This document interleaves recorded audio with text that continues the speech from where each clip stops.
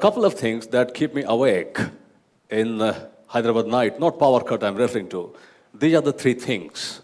When I think about the universe, what is this all about? This expansive universe, how we happen to be in one of these a little dot that Carl Sagan referred to, how it all is synchronized. And this kind of a feeling, the very awesomeness of that feeling can keep me awake for a long amount of time. And the other thing that I think all of us worry a lot about our prehistory, because we never know what will come out, who these people were that had these kind of marvelous drawings. Were they cognitively intelligent? Did they have a social life? Or were they primitive people? And we are very interested in knowing. We are very interested in knowing about the past. I will connect all the dots. And the last thing that I can keep thinking about is this marvelous little organ called the brain. And there is a connection. There is a connection. The connection is that all these kinds of feelings are emanating from this little organ. All of us know, we are aware of it. Like we are aware of day and night, we are aware of our breathing, we are aware of all kinds of things that are happening, the sense of reality, the sense of illusion. This is all coming from this little brain.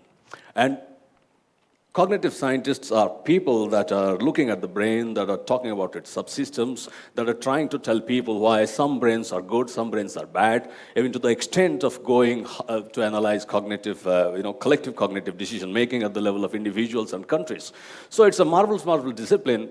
And the discipline's evolution, I would say, also synchronizes the attempt of the cerebral cortex to know itself. It's happening now. 10,000 years ago, 20,000 years ago, 30, 40,000 years ago, we were not that curious about the brain. But today, we are pretty much curious because the brain is attempting to understand itself. So that is the beginning of cognitive science.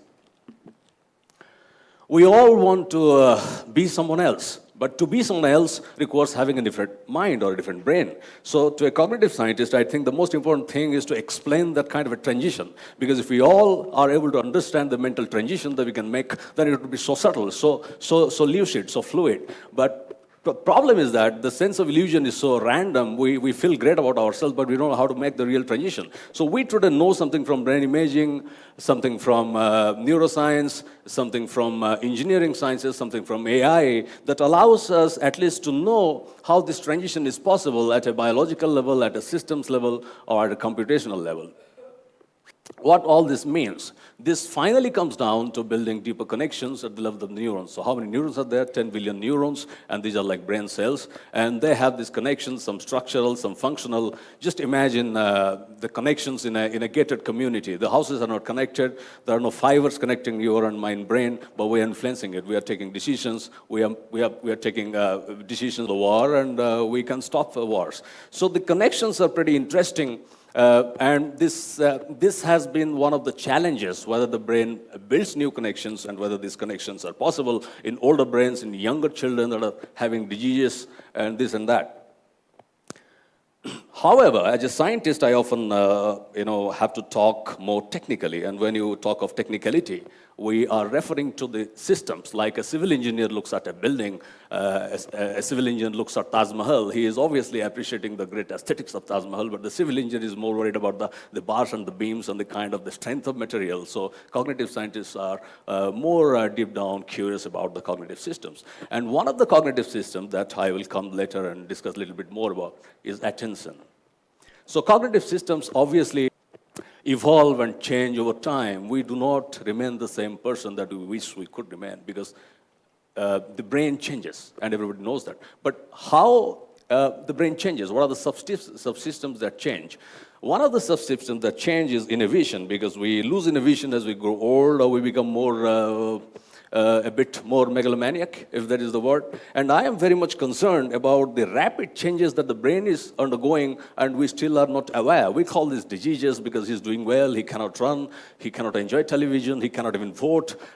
Trump has come to power, many people have gone mad. So these are the kind of things that we should worry about, and it's all happening here. So I am interested in explaining in my science which are the subsystems that are evolving at a faster rate, and as you are maturing, you are in your 40s, your 50s, your 60s, it's kind of going down. And this is a fact you cannot do anything about. All you can do is to have a greater understanding, and I will tell you some recipe, what you can do in order to have those subsystems working pretty well for you as you mature.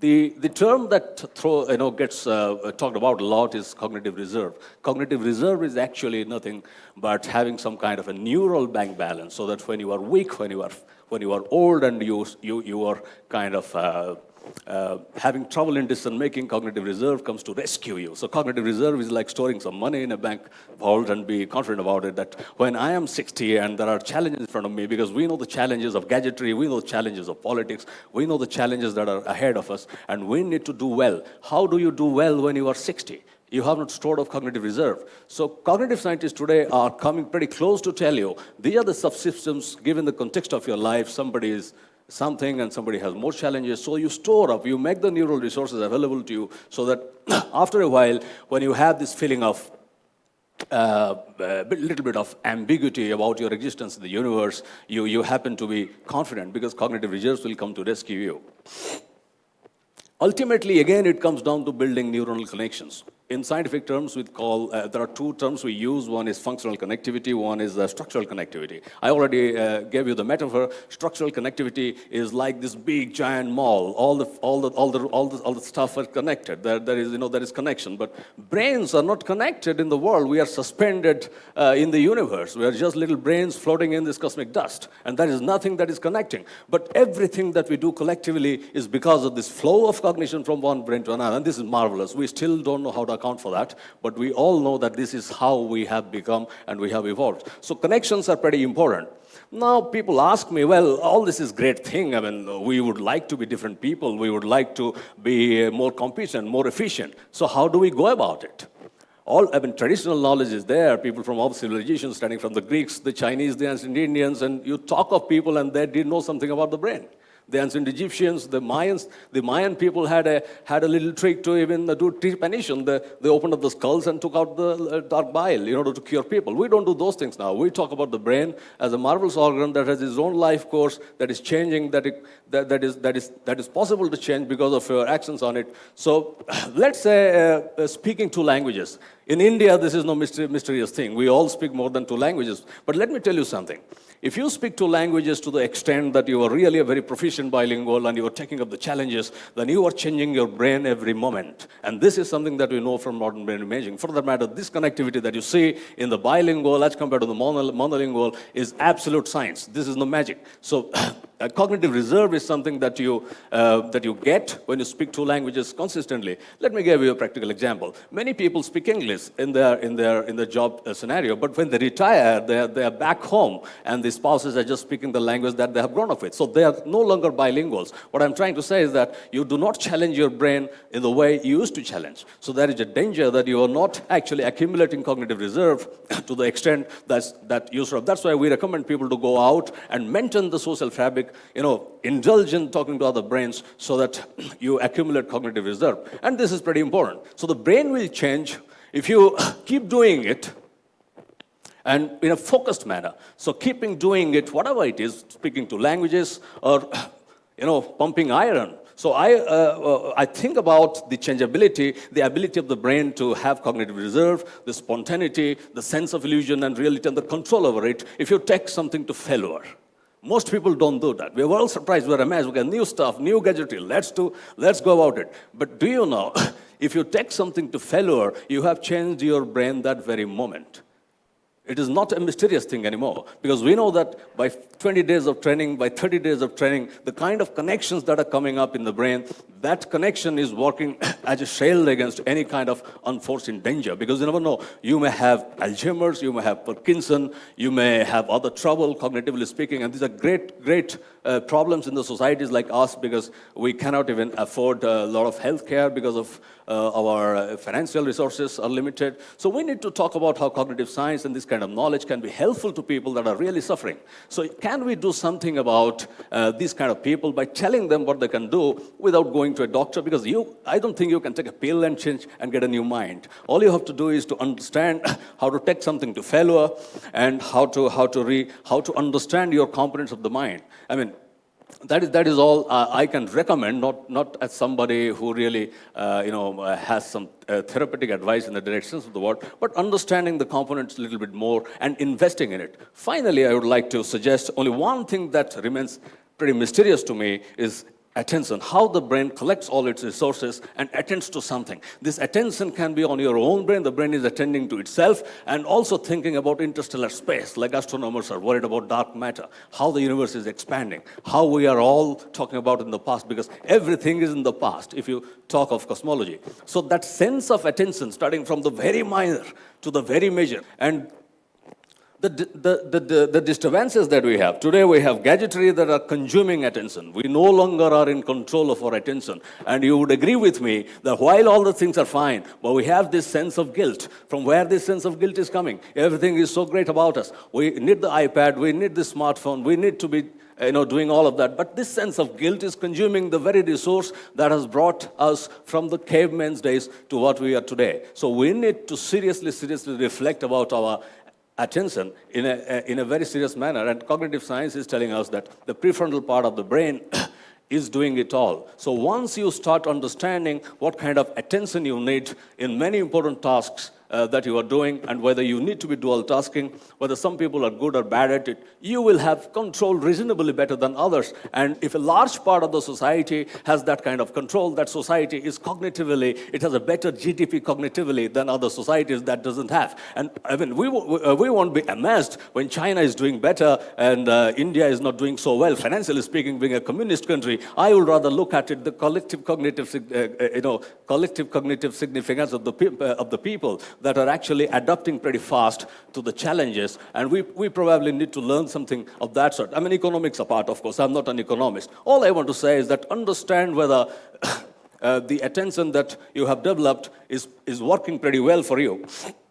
There are two things to go about attention. One is to attend voluntarily. I need to look at you, and I'm speaking to you, you are to me, and it is a voluntary thing that is going on. I'm not distracted by other things that might come up unless until there is something really serious happening. This is called the goal-directedness of attention, and this is how humanity has evolved, I would say, with absolute goal-directedness. Obviously, there are individual differences. The other form of attention is to be a bit vulnerable, a bit sensitive to the stimuli, because we cannot be automatic in the Cartesian sense. We are human beings. That is the sense of illusion, the ability to be amazed at our own consciousness, the ability to be sensible and vulnerable to stimuli that we have to maintain. So what I am trying to recommend is that when we talk of attention, we have to talk of these two systems and the control over it. The prefrontal cortex eventually allows you this kind of powerful control when to be vulnerable to stimuli and how to go about what you want to achieve. So this can be pretty amazing at an individual level, and this can be even more amazing when you think of countries. Let's say, countries that have done better, because